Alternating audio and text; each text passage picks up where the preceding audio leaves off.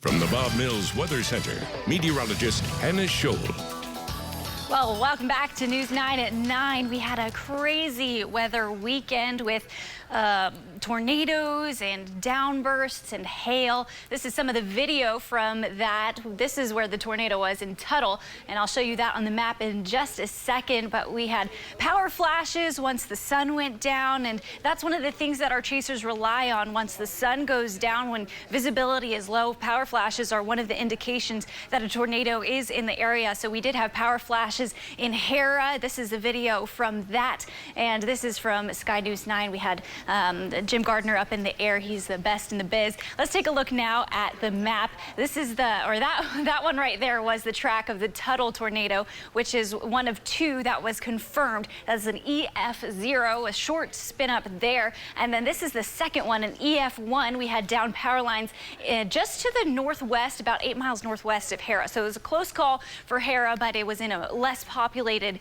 area. And the storm reports, there were even storm reports of a possible downburst in Norman as well. Wind damage was definitely a thing, and the NWS is still surveying the damage to see if there were possibly any other tornadoes. So we still could add another 2 or so tornadoes to the total count that we're getting out of these storms on Saturday. But for now, this is what we have so far as tornadoes in Oklahoma for this spring. These were the first 2 in our viewing area, the one in Oklahoma County, one in Grady County. The others were not in our viewing area, but they were in the month of March.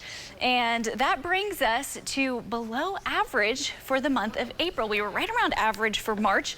April, we have only had 2 tornadoes so far, and usually we're at close to 12 tornadoes at this point. May, of course, is go time in Oklahoma, so we are definitely still keeping an eye out, and we do have a couple more chances this week for severe weather, so we'll see if we'll add to the tornado count here in the month of April. This is some of the damage that we had in Midwest City, Northeast 23rd and Douglas. Down power lines there. The On-Q, the Taco Bell all had no power. And then in Minco, we had a viewer send in this picture about golf ball sized hail. And this is just some of the damage and some of the impacts that we had from that storm. And there it goes. The associated cold front continues to push out of our state and across to Arkansas. We're still dealing with a little bit of that cloud cover, but all of the rain has since moved out. And there's an area of high pressure that's going to build in, giving us quiet weather for the first portion of the week before our severe threat increases later this week. So headed out the door,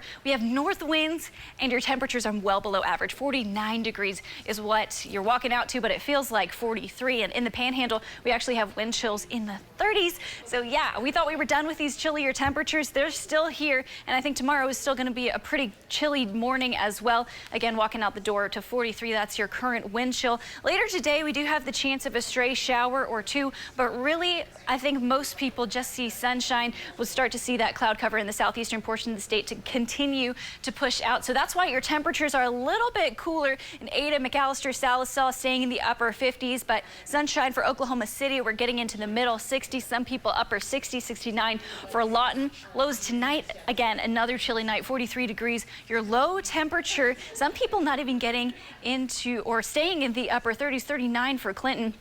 And I think wind chills are going to stay in the 30s for the western portion of the state, and then also the Panhandle as well. But we're starting a gradual warming trend as we head into the day tomorrow. 70 degrees, your high temperature closer to average for this time of year, which is 73 degrees. But it is going to be another quiet day tomorrow before we anticipate some severe weather by the time we hit Thursday. So the next few days we get a little bit of a break, time to catch our breath. 76 by Wednesday, back into the 80s. Strong winds from the south are going to pick up, so a fire threat is going to return for the western portion of the state. Temperatures getting into the middle 80s by Friday, and again, a severe threat I think is going to kind of stick with us Thursday through the end of the weekend into early next week. We're going to be keeping a close eye on it. Stay advised on News 9.